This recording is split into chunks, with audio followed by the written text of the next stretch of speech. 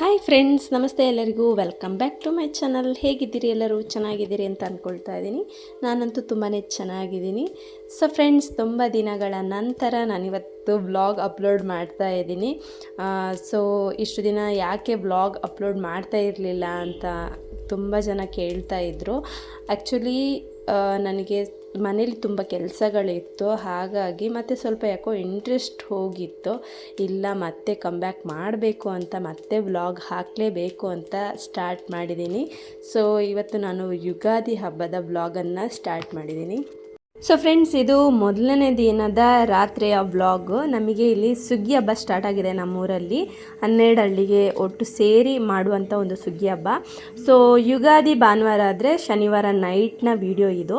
ನಾನು ಅಂಗಳಕ್ಕೆಲ್ಲ ರಂಗೋಲಿಯನ್ನು ರಾತ್ರಿಯೇ ಬಿಟ್ಕೊಂಡೆ, ಅಂದರೆ ಬೆಳಗ್ಗೆ ಎದ್ದು ಸ್ವಲ್ಪ ಲೇಟ್ ಆಗುತ್ತೆ ಅಡುಗೆ ಎಲ್ಲ ಆಗಬೇಕಲ್ಲ ಅಂತೇಳ್ಬಿಟ್ಟು. ಸೊ ರಾತ್ರಿ ಇದು ಭೂತಪ್ಪ ದೇವರು ಊರೊಳಗೆ ಬಂದಿತ್ತು.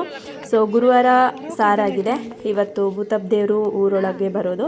ಸೊ ನಾವು ಮಡೆನೀರ್ಲು ಗ್ರಾಮದ ಎಲ್ಲರೂ ಹೋಗಿಬಿಟ್ಟು ಅಲ್ಲಿ ನಾವು ಅದಕ್ಕೆ ಪಡಿಯನ್ನು ಕೊಡ್ತೀವಿ. ಅಂದರೆ ಅಕ್ಕಿ, ಕಾಯಿ, ಕಾಣಿಕೆ, ಎಲೆ ಅಡಿಕೆ, ಹಣ್ಣು ಎಲ್ಲ ಕೊಡ್ತೀವಿ, ಮತ್ತು ಹೂವು, ಹೂವಿನಾರ ಈ ರೀತಿ ತಗೊಂಡೋಗ್ತೀವಿ. ಫಸ್ಟು ಇಲ್ಲಿ ಭೂತಪ್ಪ ದೇವರು ಊರಿಗೆ ಬಂದಾಗ ನಮ್ಮ ಊರಿನ ಐನರ್ ಇವರು, ಆಂಟಿ ಪೂಜೆ ಮಾಡ್ತಾ ಇದ್ದಾರಲ್ಲ ಇವರು. ಸೊ ಇವರೇ ಸಂಪ್ರದಾಯ ಇದು, ಅವಾಗಿನೂ ನಡೆಸ್ಕೊಂಡು ಬಂದಿರೋ ಅಂಥದ್ದು. ಫಸ್ಟ್ ಪೂಜೆ ಅವರೇ ಮಾಡುವಂಥದ್ದು.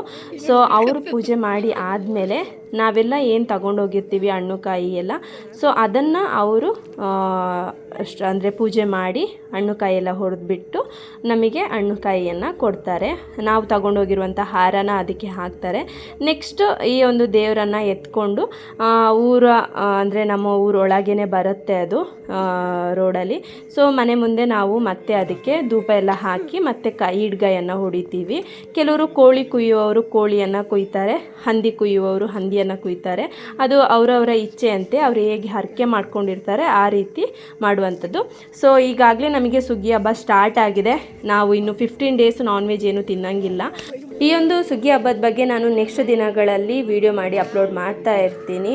ನೀವು ಕೂಡ ನೋಡಿ ನಮ್ಮ ಊರಲ್ಲಿ ಯಾವ ರೀತಿ ಸುಗ್ಗಿ ಹಬ್ಬನ ನಾವು ಆಚರಿಸ್ತೀವಿ ಅಂತ. ಸೊ ನೈಟ್ ಭೂತಪ್ಪ ದೇವರು ಹೋಗಬೇಕಾದ್ರೇ 1 ಗಂಟೆ ಆಗೋಗಿತ್ತು. ನಾವು ಮಲಗಬೇಕಾದ್ರೇ ತುಂಬ ಲೇಟ್ ಆಯಿತು. ಸೊ ಮಾರ್ನಿಂಗ್ ಕೂಡ ಬೇಗ ಎದಬೇಕು ಅಂತ ಅಂದ್ಕೊಂಡಿದ್ದೆ. 4 o'clockಗೆ ನಾನು ಅಲ್ರಾಮ್ ಇಟ್ಟಿದ್ದೆ, ಬಟ್ ಅಲ್ರಾಮ್ ಆಫ್ ಮಾಡಿ ಮಲಗಿರೋದೇ ನನಗೆ ಗೊತ್ತಿಲ್ಲ. 4:45ಗೆ ಎಚ್ಚರಿಕೆ ಆಯಿತು. ಆದರೂ ಬೇಗ ಬೇಗ ಎದ್ಬಿಟ್ಟು ಬಾಗಿಲಿಗೆಲ್ಲ ನೀರು ಹಾಕಿ ಸಾರಿಸ್ಬಿಟ್ಟು ಬಾಗಿಲಿಗೆ ರಂಗೋಲಿಯನ್ನು ಬಿಟ್ಟೆ. ಜಸ್ಟ್ ಅಂದರೆ ಅಂಗಳದಲ್ಲಿ ಆಲ್ರೆಡಿ ರಾತ್ರಿ ನಾನು ರಂಗೋಲಿ ಹಾಕಿದ್ರಿಂದ ನಾನು ಅಂಗಳಕ್ಕೇನು ರಂಗೋಲಿ ಹಾಕೋದಿರಲಿಲ್ಲ. ಜಸ್ಟ್ ಬಾಗಿಲಿಗೆ ಮಾತ್ರ ಬಾಗಿಲನ್ನು ಸಾರಿಸ್ಬಿಟ್ಟು ಬಾಗಿಲಿಗೆ ರಂಗೋಲಿಯನ್ನು ಹಾಕಿದೆ. ನೆಕ್ಸ್ಟ್ ನಾನು ಮನೆಯೆಲ್ಲ ನೆಲೆಲ್ಲ ಒರೆಸ್ಕೊಂಡು ಡೈರೆಕ್ಟ್ ಸ್ನಾನಕ್ಕೆ ಹೋದೆ. ಸ್ನಾನ ಮಾಡ್ಕೊಂಡು ಬಂದಿದ್ದ ತಕ್ಷಣ ನಾನು ಹೋಳಿಗೆ ಮಾಡಲಿಕ್ಕಿತ್ತಲ್ವ, ಹಾಗಾಗಿ ಮೈದಾ ಹಿಟ್ಟನ್ನು ಕಲಸಿಡ್ತಾ ಇದ್ದೀನಿ. ಇದು ನಾವು ಅಂದರೆ ಹಿರಿಯರಿಗೆ ಎಡೆ ಇಡೋದಿರೋದ್ರಿಂದ ನಾವು ಸ್ನಾನ ಮಾಡಿನೇ ಅಡುಗೆ ಮಾಡಬೇಕು. ಅಷ್ಟು ತನಕ ನಾವೇನು ಮಾಡೋ ಹಾಗಿಲ್ಲ. ಸೊ ಅದಕ್ಕೆ ಫಸ್ಟು ಎದ್ದ ತಕ್ಷಣ ಕೈಕಾಲು ಮುಖ ತೊಳ್ಕೊಂಡು ಬಾಗಿಲೆಲ್ಲ ಸಾರಿಸಿ ಮನೆಯಲ್ಲೆಲ್ಲ ಎಲ್ಲ ಒರೆಸ್ಕೊಂಡೆ. ನೆಕ್ಸ್ಟು ಸ್ನಾನಕ್ಕೆ ಹೋಗಿ ಅಡುಗೆಗೆ ರೆಡಿ ಮಾಡ್ಕೊಳ್ತಾ ಇದ್ದೀನಿ. ಫಸ್ಟೀಗ ನಾನು ಮೈದಾನ ಕಲಸಿಡ್ತಾ ಇದ್ದೀನಿ, ಯಾಕಂದರೆ ಹೋಳಿಗೆಗೆ ಹಿಟ್ಟು ಬೆಳಿಬೇಕಲ್ಲ, ಹಾಗಾಗಿ ಫಸ್ಟು ನಾನೀಗ ಹೋಳಿಗೆಗೆ ಮೈದಾನ ಕಲಸಿಟ್ಕೊಳ್ತಾ ಇದ್ದೀನಿ. ನೆಕ್ಸ್ಟ್ ನಾನು ಒಲೆಗೆ ಪೂಜೆನ ಮಾಡಿಕೊಂಡು ಒಲೆ ಕಚ್ಕೊಳ್ತಾ ಇದ್ದೀನಿ. ಅಷ್ಟು ತನಕ ನಾನು ಒಲೆ ಕಚ್ಚಿರಲಿಲ್ಲ. ನಾವು ಹೊರಗಡೆ ಒಲೆಯಲ್ಲಿ ಕೂಡ ಅಡುಗೆನ ಮಾಡ್ತೀವಿ. ಸೊ ಆ ಪಾರ್ಟಿಗೆ ಅಂದರೆ ಒಲೆ ಕಚ್ತೀವಲ್ಲ, ಅಲ್ಲಿ ಸ್ವಲ್ಪ ಮಣ್ಣಿನ ನೆಲ, ಅಲ್ಲಿಗೆ ನಾನು ಸಗಣಿ ಸಾರಿಸ್ಕೊಳ್ತೀನಿ. ಯಾವುದೇ ಹಬ್ಬ ಇದ್ದರೂ ಕೂಡ ನಾವು ಮೊದಲಿನ ದಿನ ರಾತ್ರಿಯೇ ಸಗಣಿ ಎಲ್ಲ ಸಾರಿಸ್ಬಿಟ್ಟು ನೀಟ್ ಮಾಡ್ಕೊಳ್ತೀವಿ. ಸೊ ರಾತ್ರಿಯೇ ಅಂದರೆ ಮೊದಲಿನ ದಿನವೇ ನಾನು ಸಗಣಿ ಎಲ್ಲ ಸಾರಿಸಾಗಿತ್ತು. ನೆಕ್ಸ್ಟ್ ಈಗ ಮಾರ್ನಿಂಗ್ ಸ್ನಾನ ಎಲ್ಲ ಆದಮೇಲೆ ಈಗ ನಾನು ಒಲೆಗೆ ಪೂಜೆನ ಮಾಡ್ತಾಯಿದ್ದೀನಿ. ಅರಿಶಿನ ಕುಂಕುಮ ರಂಗೋಲಿಯನ್ನು ಬಿಟ್ಬಿಟ್ಟು ಒಲೆ ಪೂಜೆ ಮಾಡಿಬಿಟ್ಟು ಒಲೆ ಕಚ್ಕೊಂಡು ಅನ್ನಕ್ಕೆ ನಾನಿಲ್ಲಿ ನೀರಿಟ್ಕೊಂಡಿದ್ದೀನಿ. ಆ್ಯಕ್ಚುಲಿ ನನಗಂತೂ ಒಲೆ ಕಚ್ಚೋದೇ ಒಂದು ದೊಡ್ಡ ಟಾಸ್ಕ್ ಥರ. ಸೊ ನೀವು ಕೂಡ ನಿಮ್ಮ ಮನೇಲಿ ಒಲೆಯನ್ನು ಯೂಸ್ ಮಾಡ್ತೀರಾ ಅಂತ ನನಗೆ ಕಮೆಂಟ್ ಬಾಕ್ಸಲ್ಲಿ ತಿಳಿಸಿ, ಓಕೆನಾ. ಆ್ಯಂಡ್ ನೆಕ್ಸ್ಟ್ ನಾನಿಲ್ಲಿ ಫಸ್ಟು ಬೇವು ಬೆಲ್ಲನ ರೆಡಿ ಮಾಡ್ಕೊಳ್ಳೋದಕ್ಕೋಸ್ಕರ ಉರಿಗಡಲೆ ಇದು ಮಿಕ್ಸಿ ಜಾರಿಗೆ ಹಾಕ್ಕೊಳ್ತಾ ಇದ್ದೀನಿ. ಉರಿಗಡಲೆ ಮತ್ತು ಬೇವಿನ ಸೊಪ್ಪು ಮತ್ತು ಸಕ್ಕರೆನ ಹಾಕ್ಕೊಳ್ತಾ ಇದ್ದೀನಿ. ಬೆಲ್ಲನ ಹಾಕ್ಕೊಳ್ತಾರೆ ಕೆಲವರು, ಬಟ್ ನಾನಿಲ್ಲಿ ಸಕ್ಕರೆ ಹಾಕ್ಕೊಳ್ತಿದ್ದೀನಿ. ಬೆಲ್ಲ ರುಬ್ಬೋತಿಗೆ ಎಲ್ಲಿ ನೀರಾಗುತ್ತೋ ಅಂತ. ಆ್ಯಕ್ಚುಲಿ ನಾನು ಅವಾಗಿಂದನೂ ಇದೇ ಥರ ಮಾಡ್ತಾ ಇರೋದು. ಉರಿಗಡಲೆ, ಬೇವಿನ ಸೊಪ್ಪು ಮತ್ತು ಸಕ್ಕರೆನ ಹಾಕಿಬಿಟ್ಟು ಅದನ್ನು ಪುಡಿ ಮಾಡ್ಕೊಳ್ತೀನಿ. ಸೊ ದೇವರಿಗೆ ಪೂಜೆ ಮಾಡೋದಕ್ಕೆ ಹೋಗೋಣ ಅಂದ್ಕೊಂಡೆ. ಸೊ ದೇವರಿಗೆ ನೈವೇದ್ಯ ಇಡೋದಕ್ಕಾಗುತ್ತಲ್ವ, ಅದಕ್ಕೋಸ್ಕರ ಫಸ್ಟು ಬೇವು ಬೆಲ್ಲನ ರೆಡಿ ಮಾಡಿಕೊಂಡೆ. ಪುಡಿ ಮಾಡ್ಕೊಂಡಾದ್ಮೇಲೆ ಇದನ್ನು ಒಂದು ಬಾಕ್ಸಿಗೆ ಹಾಕಿಟ್ಕೊಂಡಿದ್ದೆ. ನೆಕ್ಸ್ಟ್ ಇಲ್ಲಿ ಈಗ ದೇವ್ರ ಮುಂದೆ ಇಡೋದಕ್ಕೋಸ್ಕರ ನಾನಿಲ್ಲಿ ಒಂದು ತಟ್ಟೆನ ರೆಡಿ ಮಾಡ್ಕೊಳ್ತಾ ಇದ್ದೀನಿ. ಒಂದು ಬೌಲಲ್ಲಿ ಉರಿಗಡಲೆ, ನೆಕ್ಸ್ಟ್ ಇನ್ನೊಂದು ಬೌಲಲ್ಲಿ ಏನು ಬೇವು ಬೆಲ್ಲ ಹಾಕಿಬಿಟ್ಟು ನಾನು ಪುಡಿ ಮಾಡ್ಕೊಂಡಿದ್ದೆ ಅದನ್ನು ಒಂದು ಬೌಲಲ್ಲಿ, ನೆಕ್ಸ್ಟು ಒಂದು ಬೆಲ್ಲದ ಅಚ್ಚು ಆ್ಯಂಡ್ ಅದಕ್ಕೆ ಸ್ವಲ್ಪ ಮಾವಿನ ಎಲೆ ಮತ್ತು ಬೇವಿನ ಸೊಪ್ಪು ಇಟ್ಬಿಟ್ಟು ಡೆಕೋರೇಟ್ ಥರ ಮಾಡಿಬಿಟ್ಟು ಇಟ್ಕೊಂಡಿದ್ದೆ. ಸೊ ನೆಕ್ಸ್ಟ್ ಇನ್ನು ನನ್ನ ಮಗಳು ಎದ್ಮೇಲೆ ಅವಳು ಸ್ನಾನ ಮಾಡಿಬಿಟ್ಟು ಎಲ್ಲರಿಗೂ ಬೇವು ಬೆಲ್ಲ ಹಂಚಕ್ಕೆ ಹೋಗಬೇಕಲ್ಲ ಅಂತ ಹೇಳ್ಬಿಟ್ಟು ಅದೇ ರೀತಿ ತಟ್ಟೆನ ರೆಡಿ ಮಾಡಿಕೊಂಡೆ. ನೆಕ್ಸ್ಟ್ ನಾನು ದೇವ್ರ ಮನೆ ಕ್ಲೀನ್ ಮಾಡ್ಕೊಳ್ಳೋಣ ಅಂತ ಬಂದೆ. ದೇವ್ರ ಮನೆಯೆಲ್ಲ ಕ್ಲೀನ್ ಮಾಡಿ ಫಸ್ಟು ಪೂಜೆ ಮಾಡ್ಕೊಳ್ಳೋಣ ಅಂತ ನಾನು ಮೊದಲಿನ ದಿನವೇ ಸಂಜೆ ಮೊಗ್ಗು ದಾಸವಾಳ ಎಲ್ಲ ಹೂವು ಮೊಗ್ಗಿದ್ದನ್ನೆಲ್ಲ ಕುಯ್ದಿಟ್ಕೊಂಡಿದ್ದೆ ಆ್ಯಂಡ್ ಕನಕಾಂಬರ ಹೂವು ಸ್ವಲ್ಪ ಇತ್ತು, ಅದನ್ನ ಕೂಡ ಕುಯ್ದು ಕಟ್ಟಿಟ್ಟಿದ್ದೆ. ಹಾಗಾಗಿ ಬೆಳಗ್ಗೆ ಮತ್ತೆ ಹೂವು ಕುಯ್ಯುವಂಥ ಒಂದು ಕೆಲಸನೂ ತಪ್ಪಿತು. ಸೊ ಅದನ್ನು ನೀರಲ್ಲಿ ಹಾಕಿಟ್ಟಿದ್ದೆ ಮೊಗ್ಗುಗಳನ್ನ, ಅದನ್ನೆಲ್ಲ ತೆಗೆದು ನೆಕ್ಸ್ಟು ದೇವ್ರ ದೀಪಗಳನ್ನೆಲ್ಲ ಎತ್ತಿಟ್ಕೊಂಡು ಬೆಳಗಕ್ಕೆ ಅಂತ ಎತ್ತಿಟ್ಕೊಳ್ತಾ ಇದ್ದೀನಿ. ಸೊ ಮೊದಲಿನ ದಿನ ಶನಿವಾರ ನಮಗೆ ವಾರ ಇತ್ತು. ಆಲ್ರೆಡಿ ನಾನು ಕಳಸನ ಚೇಂಜ್ ಮಾಡಾಗಿತ್ತು. ಸೊ ನಾನು ಕಳಸ ಏನು ಮತ್ತೆ ತೆಗಿಯಕ್ಕೆ ಹೋಗಲಿಲ್ಲ, ಜಸ್ಟ್ ದೇವ್ರ ದೀಪಗಳನ್ನ ಮಾತ್ರ ತೆಗೆದುಬಿಟ್ಟು ತೊಳ್ಕೊಂಡೆ. ನೆಕ್ಸ್ಟು ದೀಪ ಎಲ್ಲ ತೊಳ್ಕೊಂಡು ಬಂದು ದೇವರಿಗೆ ಹೂವೆಲ್ಲ ಇಟ್ಬಿಟ್ಟು ಅಲಂಕಾರನ ಮಾಡಿಕೊಂಡೆ. ಜಸ್ಟ್ ಇದು ನೋಡ್ತಾ ಇರ್ಬೋದು ನೀವು, ದಾಸವಾಳ ಹೂವು ನಮ್ಮ ಮನೆಯಲ್ಲೇ ಆಗಿರುವಂಥ ದಾಸವಾಳ ಹೂವು ತುಂಬಾ ಚೆನ್ನಾಗಿ ಹೂವು ಬಿಡ್ತಾ ಇದೆ ಇವಾಗ. ಆ್ಯಂಡ್ ಕನಕಾಂಬರನೂ ಅಷ್ಟೇ ಮನೆ ಹತ್ರನೇ ಇದ್ದಿದ್ದು, ಅಂಗಡಿಯಿಂದ ಏನು ಹೂವು ತರಕ್ಕೆ ಹೋಗಿಲ್ಲ, ಮನೆ ಹತ್ರ ಇದ್ದಿದ್ದನ್ನೇ ಹೂವನ್ನ ಯೂಸ್ ಮಾಡ್ತಾಯಿದ್ದೀನಿ. ಸೊ ದೇವರಿಗೆಲ್ಲ ಅಲಂಕಾರ ಎಲ್ಲ ಮಾಡಿ ಆದಮೇಲೆ ಈಗ ನಾನು ದೇವರಿಗೆ ಫಸ್ಟು ದೀಪನ ಕಚ್ಕೊಳ್ತಾ ಇದ್ದೀನಿ. ಆ್ಯಂಡ್ ಹಾಗೆಯೇ ಬಟ್ಲಲ್ಲಿ ಎಳ್ಳು ಬೆಲ್ಲ ಕೂಡ ಇಟ್ಟಿದ್ದೀನಿ. ನಮ್ಮ ಮನೆ ದೇವ್ರ ರೂಮ್ ಇದೆಯಲ್ವ, ತುಂಬ ಚಿಕ್ಕ ರೂಮು. ಸೊ ಹಾಗಾಗಿ ವಿಡಿಯೋ ಕವರ್ ಮಾಡೋದಕ್ಕೆ ಸ್ವಲ್ಪ ಕಷ್ಟ ಆಗ್ತಾಯಿತ್ತು ನನಗೆ. ಫುಲ್ಲು ಅಂದರೆ ದೇವ್ರ ಮನೆನ ಫುಲ್ ಕವರ್ ಮಾಡೋದಕ್ಕೆ ಆಗ್ತಾ ಇರಲಿಲ್ಲ. ಎಷ್ಟಾಗುತ್ತೆ ಅಷ್ಟನ್ನು ನಾನಿಲ್ಲಿ ಕವರ್ ಮಾಡಿದ್ದೀನಿ. ನೋಡ್ತಾ ಇದ್ದೀರಲ್ವ, ಇವತ್ತು ಯುಗಾದಿ ಹಬ್ಬ.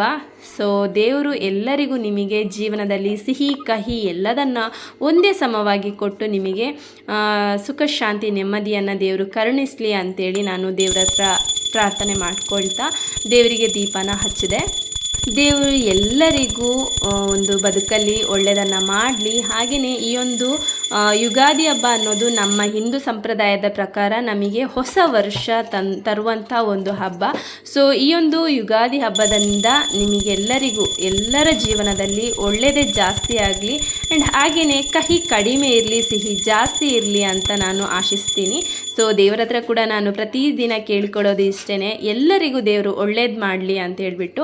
ಸೊ ನೆಕ್ಸ್ಟ್ ಬೇಗ ಪೂಜೆ ಎಲ್ಲ ಮುಗಿಸ್ಬಿಟ್ಟು ನಾನು ಅಡುಗೆ ಮಾಡೋದಕ್ಕೆ ಬಂದೆ. ಸೊ ತರಕಾರಿ ಎಲ್ಲ ಕಟ್ ಮಾಡಿ ಇಟ್ಕೊಂಡಿದ್ದೀನಿ. ನುಗ್ಗೆಕಾಯಿ, ಆಲೂಗೆಡ್ಡೆ, ಗೆಡ್ಡೆಕೋಸು ಮತ್ತು ಸೂರ್ಯಕಾಳು ಇಷ್ಟನ್ನ ಹಾಕಿಬಿಟ್ಟು ನಾನು ಇವತ್ತು ಸಾಂಬಾರನ್ನು ಮಾಡ್ತಾಯಿದ್ದೀನಿ. ತರಕಾರಿ ಕುಯ್ಕೊಳ್ಳೋ ಟೈಮಲ್ಲೇ ನಾನು ಅನ್ನಕ್ಕೆ ಅಕ್ಕಿ ಹಾಕಿ ಅನ್ನ ಬೇಯಿತು, ಅನ್ನ ಬಸ್ತಿಟ್ಕೊಂಡಿದ್ದೀನಿ. ನೆಕ್ಸ್ಟ್ ಇಲ್ಲಿ ನಾನು ಕುಕ್ಕರಲ್ಲಿ ಬೇಳೆನ ಬೇಯಿಸ್ಕೊಂಡ್ಬಿಟ್ಟು ಹೆಸರುಬೇಳೆ ಪಾಯಸನ ಇಲ್ಲಿ ಮಾಡ್ತಾಯಿದ್ದೀನಿ. ಸೊ ಹೆಸರುಬೇಳೆ ಪಾಯಸಕ್ಕೆ ಇಟ್ಟಿದ್ದೀನಿ ಕುದಿಯೋದಕ್ಕೆ. ಹೆಸರುಬೇಳೆ, ಕಡಲೆಬೇಳೆ ಮತ್ತು ಸ್ವಲ್ಪ ಶಾವಿಗೆನ ಹಾಕಿಬಿಟ್ಟು ಪಾಯಸನ ಮಾಡ್ತಾಯಿದ್ದೀನಿ. ನೆಕ್ಸ್ಟ್ ಇಲ್ಲಿ ನಾನು ಹಲಸಿನ ಬಡ್ಕು ಮತ್ತು ಕಡಲೆಕಾಳನ್ನು ಬೇಯಕ್ಕೆ ಇಟ್ಕೊಂಡಿದ್ದೀನಿ. ಹಾಗೆ ಇಲ್ಲಿ ಸಾಂಬಾರಿಗೆ ಖಾರ ರುಬ್ಕೊಂಡು ತರಕಾರಿ ಒಲೆ ಮೇಲೆ ಬೇಯಕ್ಕೆ ಇಟ್ಟಿದ್ದೆ. ಸೊ ತರಕಾರಿ ಬಂತ ನೋಡಿಕೊಂಡು ತರಕಾರಿ ಸಾರಿಗೆ ಖಾರ ರುಬ್ಕೊಂಡು ಖಾರ ಹಾಕಿ ತರಕಾರಿ ಸಾರು ಒಲೆ ಮೇಲೆ ಬೇಯಕ್ಕಿಟ್ಟೆ. ಅಷ್ಟರಲ್ಲಿ ಇಲ್ಲಿ ಹಲಸಿನ ಬಡ್ಕು ಕಡಲೆಕಾಳು ಕೂಡ ಬೆಂದಾಯಿತು. ಅಷ್ಟರಲ್ಲಿ ನನ್ನ ಮಕ್ಕಳು ಎದ್ದಾಗಿತ್ತು. ಸೊ ಅವ್ರು ನೋಡಿ ಎಬ್ಬಿಟ್ಟು ಆಟ ಆಡ್ತಾ ಇದ್ದಾರೆ. ಅವ್ರಿಗೆ ಹಬ್ಬ ಅಂತ ಇವತ್ತಂತೂ ಖುಷಿನೇ ಖುಷಿ. ನನ್ನ ಮಗ ಅಂತೂ ಯಾವಾಗಲೂ ಪಾತ್ರೆ ಇಟ್ಕೊಂಡು ಆಟ ಆಡ್ತಾ ಅಡುಗೆ ಮಾಡ್ತಾನೆ ಇರ್ತಾನೆ. ಸೊ ತರಕಾರಿ ಸಾಂಬಾರು ಕೂಡ ರೆಡಿ ಆಯಿತು. ಸೊ ತರಕಾರಿ ಸಾರನ್ನ ಇಳಿಸಿಟ್ಟು ಈಗ ಕೆಸಿನ ಗಂಟು ಸಾರು ಮಾಡೋದಕ್ಕೆ ರೆಡಿ ಮಾಡ್ಕೊಳ್ತಾ ಇದ್ದೀನಿ. ಕೆಸಿನ ಗಂಟಿನ ಸಾರು ಕೂಡ ರೆಡಿ ಆಯಿತು. ನೆಕ್ಸ್ಟ್ ನಾನು ಹೋಳಿಗೆಗೆ ಅಂತ ಕಡಲೆಬೇಳೆ ನೆನೆ ಹಾಕಿದ್ದೆ, ಅದನ್ನು ಇಲ್ಲಿ ಕುಕ್ಕರಲ್ಲಿ ಬೇಯಕ್ಕಿಟ್ಟೆ. ಅದು ಬೇಯೋಷ್ಟರಲ್ಲಿ ನಾನು ಗಣ್ಯನ ಅತ್ತೆ ಸ್ನಾನ ಮಾಡಿಸ್ಕೊಟ್ರು. ಅವಳಿಗೆ ಬಟ್ಟೆ ಎಲ್ಲ ಹಾಕಿಬಿಟ್ಟು ಅವಳನ್ನ ರೆಡಿ ಮಾಡಿ, ಕಡಲೆಬೇಳೆ ಬೆಂದಾಗಿತ್ತು ಅದನ್ನು ಆರಕ್ಕೆ ಹಾಕಿಬಿಟ್ಟು ಅವಳನ್ನ ಕರ್ಕೊಂಡು ಎಲ್ಲರಿಗೂ ಬೇವು ಬೆಲ್ಲ ಹಂಚೋದಕ್ಕೆ ಅಂತ ಕರ್ಕೊಂಡೋದೆ.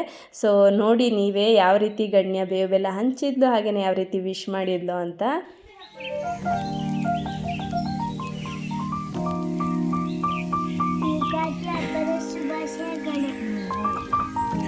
ಶುಭಾಶಯಗಳು ಹೇಳು. Thank you. ಶುಭಾಶಯಗಳು. ಯುಗಾದಿ ಹಬ್ಬದ ಶುಭಾಶಯಗಳು.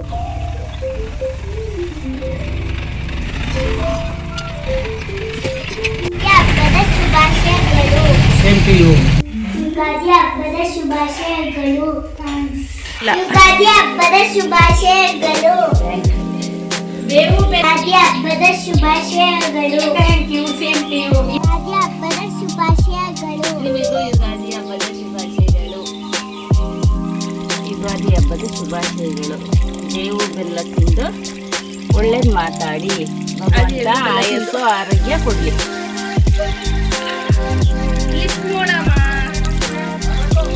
ನೆಕ್ಸ್ಟ್ ಎಲ್ಲರಿಗೂ ಬೇವು ಬೆಲ್ಲ ಹಂಚಾಯಿತು, ವಿಶ್ ಮಾಡಾಯಿತು. ನೀರು ದೋಸೆ ಮತ್ತು ಹೋಳಿಗೆ ಮಾಡೋದು ಬಾಕಿತ್ತಲ್ಲ, ಸೊ ಅದನ್ನ ಮಾಡೋಕ್ಕೆ ಶುರು ಮಾಡಿದ್ವಿ. ಒಂದು ಗ್ಯಾಸಲ್ಲಿ ನೀರು ದೋಸೆ ಮಾಡೋಕ್ಕಿಟ್ಟೆ, ಒಂದು ಗ್ಯಾಸಲ್ಲಿ ಹೋಳಿಗೆ ಬೇಯಿಸೋಕ್ಕಿಟ್ಟೆ. ಅತ್ತೆ ನನಗೆ ಹೋಳಿಗೆ ಒತ್ತಿ ಕೊಡ್ತಾಯಿದ್ರು. ಸೊ ಹೋಳಿಗೆನೂ ಎಲ್ಲ ಮಾಡ್ಕೊಂಡ್ವಿ. ನೆಕ್ಸ್ಟ್ ನಾನಿಲ್ಲಿ ಕೋಸಂಬರಿಗೆ ಕೂಡ ಅಂದರೆ ಎಲ್ಲ ಕಟ್ ಮಾಡಿಟ್ಟಿದೆ, ಉಪ್ಪು ಹಾಕಿರಲಿಲ್ಲ, ಉಪ್ಪೆಲ್ಲ ಹಾಕಿಬಿಟ್ಟು ಸೊ ಕೋಸಂಬರಿ ಎಲ್ಲ ಕಲಿಸ್ಕೊಂಡೆ. ಆ್ಯಂಡ್ ಇವತ್ತು ಏನೆಲ್ಲ ವೆರೈಟಿ ಮಾಡಿದ್ದೀವಿ ಅಂದರೆ ಸೌತೆಕಾಯಿ, ಕೋಸಂಬರಿ ಆ್ಯಂಡ್ ಹಲಸಿನ ಬಡ್ಕು ಮತ್ತು ಕಡಲೆಕಾಳು ಪಲ್ಯ, ನೆಕ್ಸ್ಟು ನೀರು ದೋಸೆ ಆ್ಯಂಡ್ ನೆಕ್ಸ್ಟು ಕೆಸಿನ ಗಂಟಿನ ಸಾರು, ಕೆಸಿನ ಗಂಟಿಂದು ಗೊಜ್ಜು ಥರದ್ದು ಸಾರು. ಪ್ರತಿ ಹಬ್ಬದಲ್ಲೂ ನಮಗಿದು ಇಂಪಾರ್ಟೆಂಟು, ಮಾಡಲೇಬೇಕು. ಆ್ಯಂಡ್ ನುಗ್ಗೆಕಾಯಿ, ಆಲೂಗೆಡ್ಡೆ, ಗೆಡ್ಡೆಕೋಸು ತರಕಾರಿ ಸಾರು ಆ್ಯಂಡ್ ಪಾಯಸ ಆ್ಯಂಡ್ ಅನ್ನ. ಇಷ್ಟನ್ನು ನಾವಿವತ್ತು ಮಾಡಿದ್ದೀವಿ. ಆ್ಯಂಡ್ ನೋಡಿ ಇಲ್ಲಿ ನಾವು ಈ ರೀತಿ ಪ್ರತಿಯೊಂದು ಹಬ್ಬದಲ್ಲಿ ನಾವು ಹಿರಿಯರಿಗೆ ಎಡೆಯನ್ನು ಇಡ್ತೀವಿ. ಕೊಡಪಾನದಲ್ಲಿ ನೀರನ್ನು ಇಟ್ಬಿಟ್ಟು ಅದಕ್ಕೆ ಪೂಜೆ ಎಲ್ಲ ಮಾಡಿ ಅದರ ಮುಂದ್ಗಡೆ ಬಾಳೆ ಎಲೆನ ಇಟ್ಬಿಟ್ಟು ನಾವೇನೆಲ್ಲ ಅಡುಗೆನ ಮಾಡಿರ್ತೀವಿ ಅದನ್ನು ಅಲ್ಲಿ ಬಡಿಸ್ತೀವಿ ಆ್ಯಂಡ್ ಧೂಪನ ಹಾಕ್ತೀವಿ. ಇದು ಪ್ರತಿ ಹಬ್ಬದಲ್ಲೂ ನಾವು ನಡೆಸುವಂಥ ಒಂದು ಸಂಪ್ರದಾಯ. ಆಲ್ಮೋಸ್ಟ್ ಎಲ್ಲ ಹಬ್ಬದಲ್ಲೂ ನಾವು ನಾನ್ ವೆಜ್ ಮಾಡ್ತೀವಿ, ಬಟ್ ಈ ಒಂದು ಹಬ್ಬದಲ್ಲಿ ಮಾತ್ರ ವೆಜ್ ಅಡುಗೆಯನ್ನು ಮಾಡಿ ಎಡೆಯನ್ನು ಇಡುವಂಥದ್ದು. ಬಾಕಿ ಎಲ್ಲ ಹಬ್ಬದಲ್ಲಿ ನಾವು ನಾನ್ ವೆಜ್ ಅಡುಗೆಯನ್ನು ಮಾಡಿ ಎಡೆ ಇಡೋದು. ಯಾಕಂದರೆ ಈ ಒಂದು ಯುಗಾದಿ ಹಬ್ಬದ ಟೈಮಲ್ಲೇ ನಮಗೆ ಸುಗ್ಗಿ ಹಬ್ಬ ಬರೋದ್ರಿಂದ ನಾವು ವೆಜ್ಜನ್ನೇ ಮಾಡೋದು. ಸೊ ಫ್ರೆಂಡ್ಸ್, ಇದಾಗಿತ್ತು ನಮ್ಮ ಮನೆಯ ಯುಗಾದಿ ಹಬ್ಬದ ಸೆಲೆಬ್ರೇಷನ್. ಸೊ ಈ ಒಂದು ವ್ಲಾಗ್ ನಿಮಗೆ ಹೇಗೆ ಅನ್ನಿಸ್ತು ಅನ್ನೋದನ್ನು ಕಮೆಂಟ್ ಬಾಕ್ಸಲ್ಲಿ ತಿಳಿಸಿ. ಹಾಗೆಯೇ ನನ್ನ ವಿಡಿಯೋಗೆ ಲೈಕ್ ಕೊಡೋದನ್ನು ಮರಿಬೇಡಿ ಅಂತ ಹೇಳ್ತಾ, ಸೊ ಫ್ರೆಂಡ್ಸ್ ನಿಮಗೆ ಕೂಡ ಒನ್ಸ್ ಅಗೇನ್ ಯುಗಾದಿ ಹಬ್ಬದ ಶುಭಾಶಯಗಳು. ತುಂಬ ಲೇಟಾಗಿ ವಿಡಿಯೋ ಅಪ್ಲೋಡ್ ಮಾಡ್ತಾ ಇದ್ದೀನಿ, ದಯವಿಟ್ಟು ಕ್ಷಮಿಸಿ. ಅಂದರೆ ಯುಗಾದಿ ಹಬ್ಬ ಮುಗಿಸಿ ನನಗೆ ಎಡಿಟಿಂಗಿಗೆ ಟೈಮ್ ಸಿಗಲಿಲ್ಲ, ಸ್ವಲ್ಪ ಬ್ಯುಸಿ ಆದೆ, ಹಾಗಾಗಿ ಸ್ವಲ್ಪ ಲೇಟಾಗಿ ವಿಡಿಯೋ ಅಪ್ಲೋಡ್ ಮಾಡಿದ್ದೀನಿ. ಆದರೂ ಕೂಡ ಬೇಜಾರು ಮಾಡ್ಕೋಬೇಡಿ. ನೀವು ನನ್ನ ವಿಡಿಯೋ ನೋಡಿ ಸಪೋರ್ಟ್ ಮಾಡಿದ್ದಕ್ಕೆ thank you so much. And next ವಿಡಿಯೋದೊಂದಿಗೆ ಸಿಗ್ತೀನಿ.